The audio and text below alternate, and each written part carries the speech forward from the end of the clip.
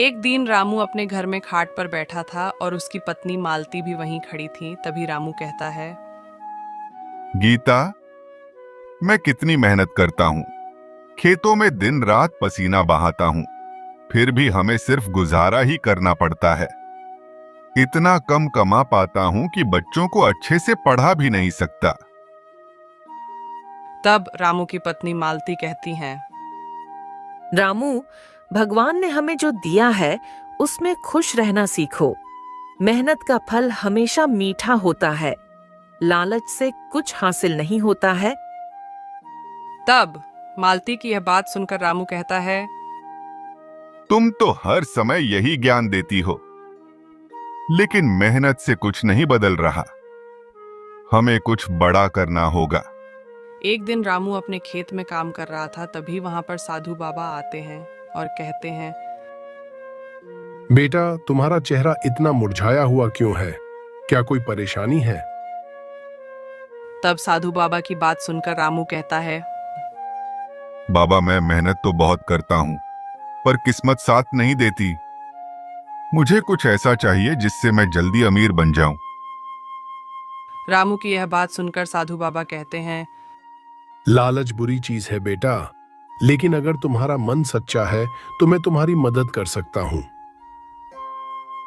साधु बाबा की यह बात सुनकर रामू खुश हो जाता है और कहता है, सच में बाबा, कृपा करके मेरी मदद कीजिए। तब साधु बाबा रामू से कहते हैं, ठीक है, ये लो एक जादुई मुर्गी। ये रोज सोने का एक अंडा देगी, लेकिन याद रखना, ज्यादा लालच मत करना। साधु बाबा रामू को मुर्गी देकर चले जाते हैं।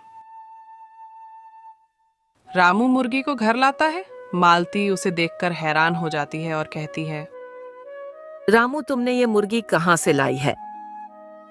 तब रामू अपनी पत्नी मालती से कहता है, मालती, ये साधु बाबा ने दी है। ये रोज सोने का अंडा देगी। अब देखना, हमारा जीवन बदल जाएगा। मुर्गी सच में रोज सोने के अंडे देने लगती है। तब रामू मालती से कहता है, देखा मालती, अब हमें किसी चीज की कमी नहीं होगी। तब मालती रामू से कहती है, लेकिन याद रखना, ज्यादा लालच मत करना। तब रामू अपनी पत्नी मालती से कहता है, ठीक है, तुम चिंता मत करो मालती। मुर्गी रोज सोने का अंडा देती है। रामू अमीर होने लगता है, लेकिन उसकी लालच बढ़ती ही जाती है। एक दिन रामू सोचता है, अगर ये मुर्गी हर रोज एक अंडा दे सकती है, तो इसके अंदर पूरे के पूरे सोने के अंडे भरे होंगे। क्यों ना इसे एक बार में ही काट कर सारे अंडे निकाल लूं? तब मालती घबरा जाती है और रामू से कहती है, ऐसा मत करो रामू, यह मूर्खता होगी। साधु बाबा ने लालच से बचने को कहा था। लेकिन रामू अपनी पत्नी की बात नहीं मानता है और मुर्गी को मार देता है। मुर्गी को मारने के बाद रामू को उसके अंदर से कुछ भी नहीं मिलता है और रामू अपने किए गलत कर्मों का पश्चाताप करते हुए कहता है, हे भगवान, मैंने यह क्या कर दिया? मुझसे बहुत बड़ी गलती हो गई। तो दोस्तों, इस कहानी से हमें यह सीख मिलती है कि आवश्यकता से ज्यादा लालच नहीं करना चाहिए। एक छोटे से गांव में रामू और श्यामू नाम के दो दोस्त रहते थे। दोनों ही बहुत गरीब थे। उनके पास थोड़ी सी जमीन थी जिसमें वह काम करके अपने परिवार का गुजारा करते थे। एक दिन रामू अपने खेत में काम कर रहा था। तभी वहां पर उसका दोस्त श्यामू आता है और रामू से हंसते हुए कहता है, रामू, सुबह सुबह इतना काम कर रहे हो, थोड़ा आराम भी तो कर लो भाई। तभी रामू हंसते हुए श्यामू से कहता है, तुम तो जानते ही हो कि आराम तो अमीरों के लिए है श्यामू। हमें तो दिन रात मेहनत करनी ही पड़ती है, तब जाकर 2 वक्त की रोटी मिलती है। तब श्यामू कहता है, तुम सही कह रहे हो रामू, लेकिन ये जमीन भी तो बंजर हो चुकी है। बारिश भी समय पर नहीं हो रही। क्या सोचते हो, इस बार कुछ फायदा होगा? श्यामू की बात सुनकर रामू थोड़ा मायूस हो जाता है और गहरी सांस लेते हुए कहता है, पता नहीं श्यामू भाई, यह तो किस्मत की बात है, लेकिन मैं अपनी तरफ से पूरी कोशिश करूंगा कि फसल अच्छी हो। आगे ऊपर वाले की मर्जी। दोनों खेत के किनारे बैठकर एक दूसरे की सुख दुख की बातें करते हैं। ऐसे ही कुछ दिन बीत रहे थे कि एक दिन गांव के चौपाल पर सभी गांव वाले इकट्ठा थे और गांव का साहूकार भी वहां पर था। तभी साहूकार गांव वालों से कहता है, सुनो गांव वालों, मैं तुम सबकी मदद करने आया हूं। जो भी कर्ज लेना चाहता है मेरे पास आए, फसल के बाद पैसा लौटा देना।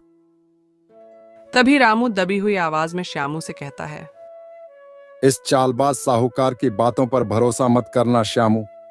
इसके कर्ज में फंसना मतलब अपनी जिंदगी बर्बाद करना है। तब श्यामू अपने मन में सोचता है, लेकिन हमें बीज और खाद के लिए पैसे चाहिए और कोई रास्ता भी तो नहीं है। यह सोचकर श्यामू कर्ज लेने के लिए साहूकार के पास जाता है। रामू उसे रोकने की कोशिश करता है आस और कहता है, रुक जाओ श्यामू, हम दोनों मिलकर कुछ उपाय कर लेंगे, पर यह गलत कदम मत उठाओ। श्यामू कर्ज ले लेता है, लेकिन रामू को चिंता सताने लगती है कि उसका दोस्त श्यामू साहूकार के कर्ज को चुका पाएगा कि नहीं। कुछ दिन बीत जाते हैं और फिर अगले साल की तरह इस साल भी फसल बर्बाद हो जाती है। एक दिन साहूकार श्यामू के घर आता है और कहता है, श्यामू, मेरा कर्ज चुकाने का समय हो गया है। अगर पैसे नहीं दे सकते तो अपनी जमीन मेरे नाम कर दो। तब श्यामू साहूकार से कहता है, साहूकार जी, कृपया थोड़ा समय दे दीजिए, फसल बर्बाद हो गई है।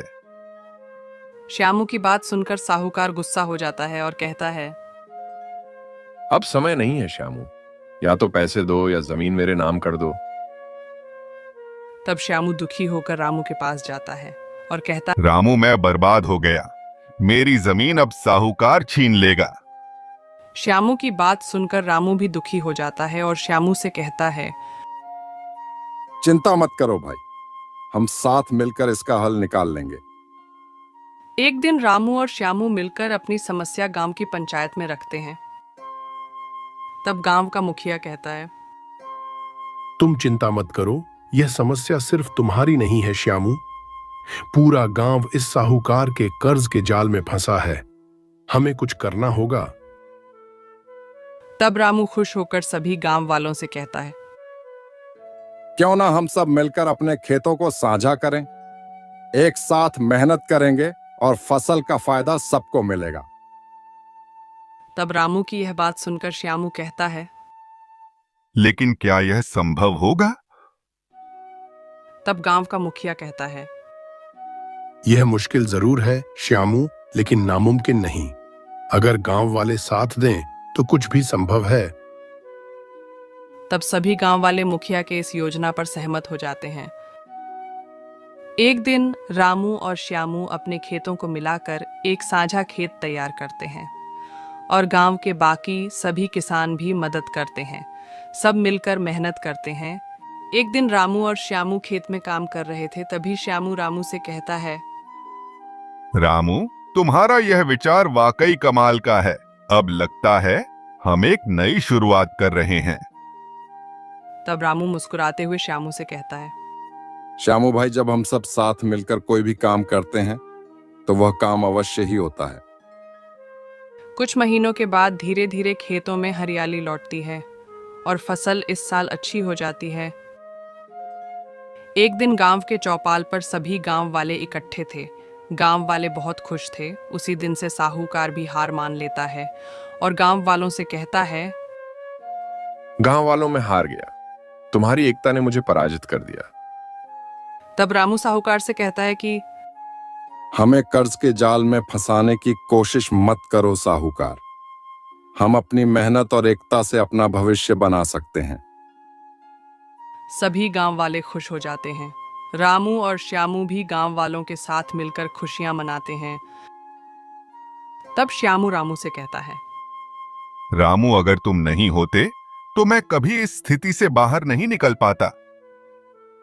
तब रामू अपने दोस्त श्यामू से कहता है, अरे भाई श्यामू, दोस्ती का यही मतलब होता है कि हर स्थिति में दोस्त का साथ निभाना चाहिए। गांव में फिर से सुख शांति का माहौल बन जाता है। साझा खेती की सफलता के बाद गांव वाले खुशहाल हो जाते हैं। एक दिन रामू और श्यामू चौपाल के पास खड़े थे, तभी रामू कहता है, देखो श्यामू, जब हम एकजुट होते हैं तो कोई भी मुश्किल हमें हरा नहीं सकती। तभी श्यामू कहता है, तुम सही कहते हो रामू। हमारी दोस्ती और मेहनत ने पूरे गांव का भविष्य बदल दिया। तो दोस्तों, हमें इस कहानी से यह सीख मिलती है कि एकता और मेहनत से किसी भी समस्या का हल निकाला जा सकता है। साथ ही सच्ची दोस्ती हर मुश्किल में सहारा बनती है। तो दोस्तों, ऐसे ही और हिंदी कहानियां देखने के लिए हमारे चैनल को